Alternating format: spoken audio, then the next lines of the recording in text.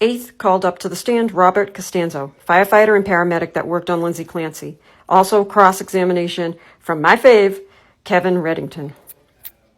So we noticed that her pupils were constricted and she was unresponsive. So we treated for a potential opioid overdose. We gave 2 milligrams of Narcan, and she seemed to become a little bit more agitated, trying to grab, reaching out with her arms, but no verbal communication. She never fully woke up.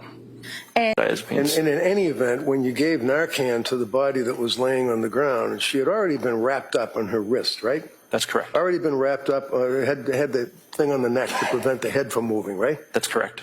And also had bandages perhaps on her neck area, I'm not sure. There were no bandages that I could see because the collar blocks. Yeah, most of it I could see. There are some holes in the collar that we could see some superficial lacerations through, right. But there was no active bleeding. Her wrists were already bandaged, so we don't take the bandages off after they're on. Okay. And there was no blood throughs. I ask the questions, you can answer them, okay? Narcan administered to Lindsay Clancy on the ground, yes?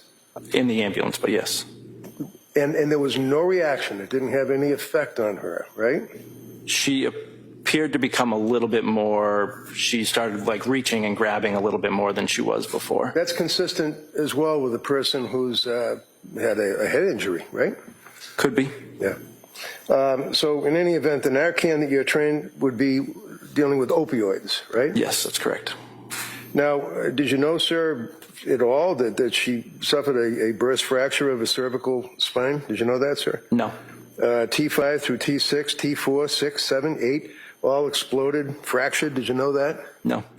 Did you know that there was hemorrhaging into her body, that she fractured every rib in her body? No. It was pretty dark out there, wasn't it? It was. Did you obviously administer aid to her, or did you also have a flashlight on your head, or were you holding a flashlight, or what? She was already packaged. She was already on the longboard and everything, so we picked her up, put her on the stretcher, and moved out of the backyard into the ambulance. So how long did you handle, if you will, her while she was laying there? On scene, we were only on scene for, I think it was 7 minutes, I think, total on scene from the time that we... Chaotic? Yes. And it was dark in the backyard, right? Yes. There was no exterior lighting, nothing on the house that was lit up, like spotlights or anything, right? That's correct. No flashlights, right? No. And you scrutinized a hole in the thing that goes around the neck when someone has a head injury, especially a cervical injury, thoracic injuries.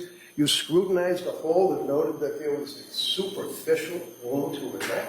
That's all we could see through the side of the collar. Who's we? Me and my partner. Was your partner scrutinizing the hole as well? The hole, I don't know. You said there's a hole in the thing that goes around the neck. Yeah, there's holes in the collar that you can see through. Right, and you were scrutinizing. You were looking through it, right? Yeah. You just told the jury you saw Yes. superficial kind of the neck, right? Yes. Okay. Did your partner look through the hole as well? And you've talked about your testimony with the district attorneys in the past, haven't you? Yes.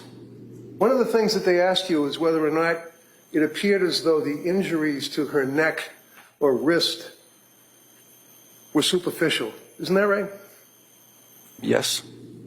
And other than looking through the little hole in the thing around her neck in the dark, you didn't see her neck after that was removed, did you? No. That's all we have.